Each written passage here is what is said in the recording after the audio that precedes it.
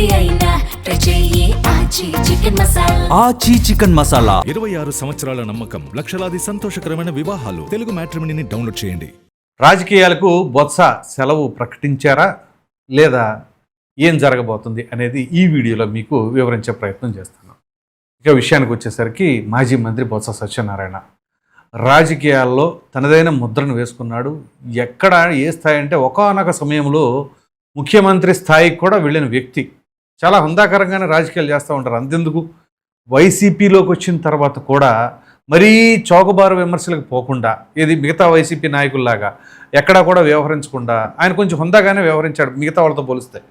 అటువంటి బొత్స సత్యనారాయణ గారు ఇప్పుడు తాజాగా సోషల్ మీడియాలో కానీ అనేక రకాల ఛానల్స్లో కానీ ఇక బొత్స గారు రాజకీయాలకు సెలవు అని చెప్పేసి వార్తలు ఉన్న కథనంలో అసలు వాస్తవం ఏంటి అనేది కూడా ఖచ్చితంగా మనం చర్చించుకోవాలి. ఇటీవల ఈ శాసన మండలి సమావేశాలు జరుగుతున్న సమయంలో కూడా ఆయన కొంతవరకు ఆరోగ్యం ఇబ్బంది పడ్డాడు ఆరోగ్యపరంగా. ఎందుకంటే కొంచెం ఆయనకి మైల్డ్గా ఏదో స్ట్రోక్ వచ్చిందని, బ్రెయిన్ స్ట్రోక్ వచ్చిందని, అందుకని ఆయన ట్రీట్మెంట్ తీసుకున్నారని చెప్పేసి కూడా అప్పట్లో వచ్చినాయి. ఆ తదుపరి మరలా వెంటనే మరలా ఆయన అస్వస్థతకు గురయ్యారు అని చెప్పేసి కూడా వచ్చినాయి. సో ఈ రకంగా వరుస పెట్టి ఆయనకి అనారోగ్య సమస్యలు తలెత్తుతూ ఉండడంతో కొంతవరకు ఆయన రాజకీయాలకు దూరంగా ఉంటే మంచిది అనే భావనలోకి వచ్చి ఈ రకమైన నిర్ణయం తీసుకుంటున్నారా అనేది ఒక వర్షం. ఇక మరొకటి కీలకమైన అంశం ఏంటి అంటే ఇక్కడ కూడా మరొక 2 రకాలు ఉన్నాయి. అందులో ఒకటి జగన్మోహన్ రెడ్డి గారు. ఇక బొత్స సత్యనారాయణ గారికి ఎందుకులే మనం దూరం పెడదామని చెప్పేసి ఆయన అనుకుంటున్నారు అన్నట్లుగా కూడా ఒక రకంగా వార్తలు వస్తున్నాయి. ఎందుకు అని అంటే ఇటీవల చూసాం మనం. అఫ్కోర్స్ శాసన మండలిలో ఆయనకి ప్రతిపక్ష నాయకుడిగా మంచి క్యాబినెట్ హోదానే ఆయనకి ఇచ్చింది. ఎందుకంటే లేళ్ల అప్పిరెడ్డికి ఫ్లోర్ లీడర్గా ఉన్న సమయంలో ఆయన కాదు ఈయన అని చెప్పేసి బొత్స గారికి కూడా ఆ స్థానాన్ని కల్పించారు జగన్మోహన్ రెడ్డి గారు. అయితే ఆయన అనుకున్న స్థాయిలో ఆయన ఏమైనా గట్టిగా మాట్లాడారా ఏంటి, మాట్లాడలేదు, లేకపోతే ఆయన సంతృప్తి పరచలేదు అని చెప్పేసి ఈ రకమైన నిర్ణయం తీసుకున్నారా, లేదా ఇంకా గట్టిగా మాట్లాడవలసి వస్తే ఇటీవల మంత్రి అచ్చెన్నాయుడు గారు కొన్ని వ్యాఖ్యలు చేశారు. బొత్స సత్యనారాయణ గారు లేదా ధర్మాన ప్రసాదరావు గారు ఆ సమయంలో ఏం మాట్లాడారు అంటే కాంగ్రెస్ పార్టీలో ఉండగా జగన్మోహన్ రెడ్డి గారి గురించి, అలాగే రాజశేఖర రెడ్డి గారి గురించి, విజయమ్మ గారి గురించి ఎలా మాట్లాడారని చెప్పేసి ఇటీవల సోషల్ మీడియాలో కూడా అవి బాగా వైరల్ అయినాయి. ఎప్పుడైతే అచ్చెన్నాయుడు గారు మాట్లాడారో అప్పుడు బొత్స సత్యనారాయణ గారు ఒకనొక సమయంలో కన్నీటి పర్యంతమయ్యి ప్రెస్ మీట్ పెట్టి ఏంటా కన్నీటి పర్యంతమయ్యారు అని చెప్పేసి కొంత ఎమోషనల్ అయ్యారు అని చెప్పి, అంటే రాజశేఖర రెడ్డి గారి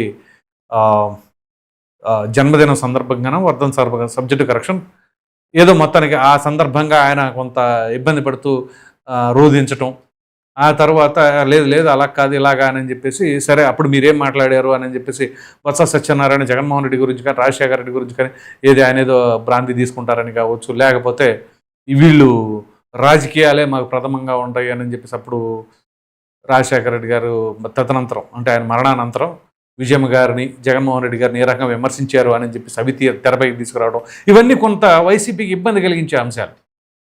అవి బాగా వైరల్ అయిన తర్వాత కొంచెం మరి ఇటువంటి ఆలోచన ఏమైనా తీసుకున్నారా అని చెప్పేసి.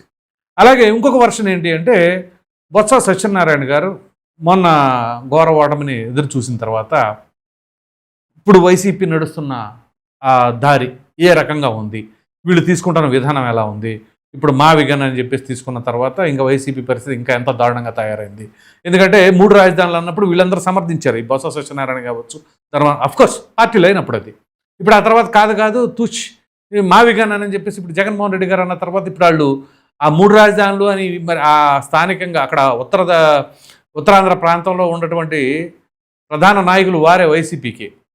మరి ఇప్పుడు వాళ్ళు ఏం చెప్తారు, అదేంటండి మొన్న మరి మన ప్రాంతం బాగా డెవలప్ అవుతుంది అది ఇదని చెప్పేసి అన్నవాళ్ళు ఇప్పుడు జగన్మోహన్ రెడ్డి గారు మావిగాని అంటున్నారు అని చెప్పేసి ప్రశ్నిస్తారా, ఆ ప్రశ్నిస్తే మనమేం సమాధానం చెప్పాలి.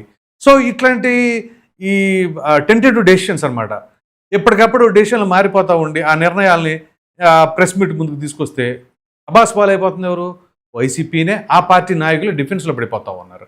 మరి అటువంటి తరుణంలో ఇదిగో ఈ గందరగోళ వాతావరణంలో మనం ఎందుకు ఇంకా రాజకీయాల్లో, లేకపోతే ఈ పార్టీలో ఉన్నంతకాలం మనకు భవిష్యత్తు ఉండదు అని చెప్పేసి భావించారా? అందు గురించి ఏమైనా రాజకీయాలకు దూరం అయిపోవాలనుకుంటున్నారా? ఎందుకంటే ఇప్పుడు వైసీపీ నుంచి వీడి ఇక వెళ్తే ఎటు వెళ్ళాలి, ఏ పార్టీకి అవకాశం ఉంది అని అంటే కాస్త కోస్త మరలా బ్యాక్ టు కాంగ్రెస్ అయ్యి ఉండాలి. మరి కాంగ్రెస్ పరిస్థితి ఎలాగుంది అంటే చూస్తూనే ఉన్నాం కదా. మొన్న జరిగిన ఎన్నికల్లో కూడా ఆయా రాష్ట్రాల్లోనే ఆ పరిస్థితి ఉంది. ఇక ఆంధ్రప్రదేశ్లో అంటే కాంగ్రెస్ పార్టీకి అసలు నాకు తెలిసి భవిష్యత్తు అనేది ఇప్పట్లో కనుచూపు మేరలో కనిపించట్లా. ఓ ప్రక్కన వైసీపీ తీసుకుంటున్న విధానాలు కూడా అలాగే ఉన్నాయి. సో ఇక మనం ఇంతకాలం చేసిన రాజకీయం చాలు, ఇక ప్రశాంతంగా రిలాక్స్ అవుదాం అనే భావనలో ఉన్నారా?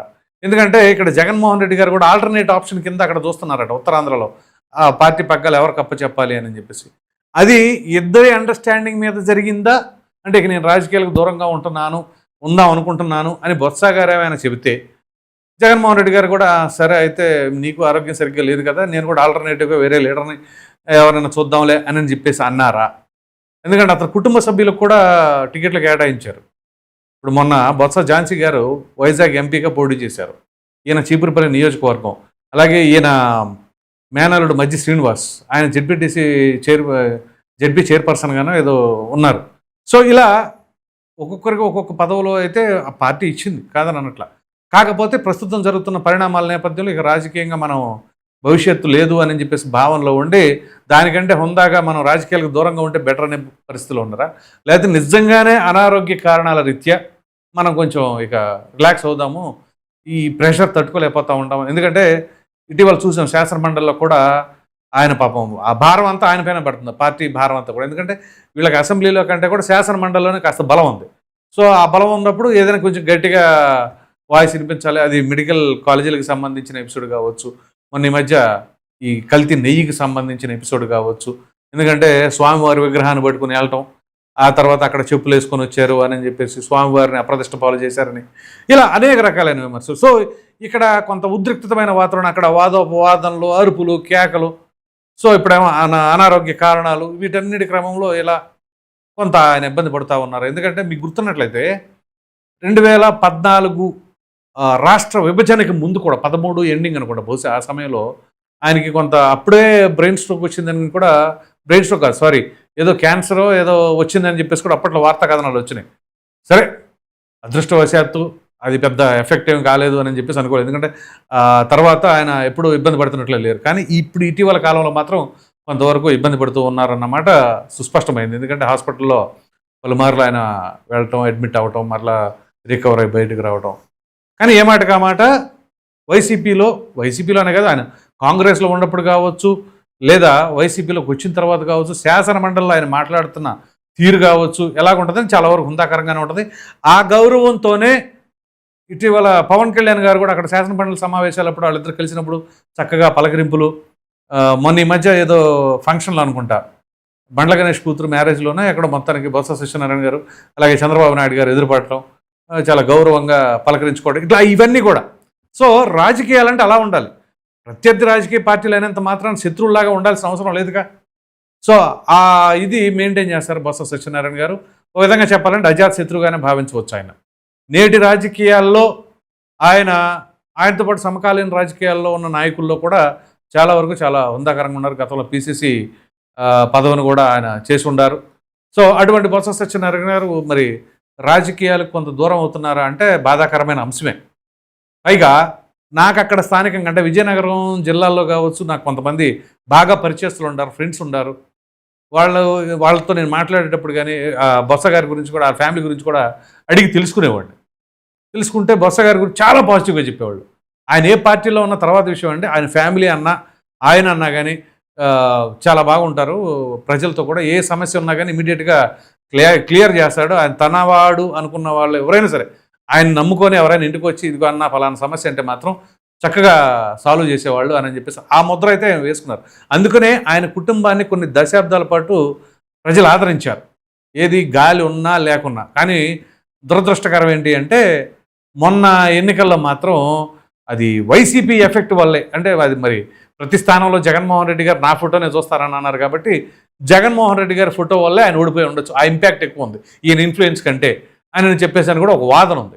సో ఈ రకంగా బొత్స సత్యనారాయణ గారు అయితే మాత్రం నిజంగా ఆనెస్ట్గా చెప్పాలి అంటే ఆయన రాజకీయాలకు దూరం అవటం అనేది మాత్రం అంత మంచి వార్త కాదు నాకు తెలిసి. అది నిజం కాకూడదు అని ఆయన దాన్ని మరి ఉపసంహరించుకొని నిజంగా అనారోగ్య కారణాల రీత్యా తీసుకుంటే తప్పులేదు.